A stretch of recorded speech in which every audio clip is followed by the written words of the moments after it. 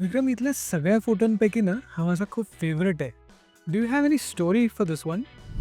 Story म्हणजे काय, ही जी bat आहे ना, ही मी कॅरी केली होती मास्तरसाठी, म्हणजे द ग्रेट मॅन तेंडुलकरसाठी. ती कहाणी अशी झाली की तो आणि सगळी टीम न्यूझीलंडला ऑलरेडी पोचले होते आणि सडनली मला फोन कॉल आला की माझी एक बॅट इथे राहिली आहे आणि ती मी बनवायला दिली होती, ती तुझ्याबरोबर तू घेऊन ये.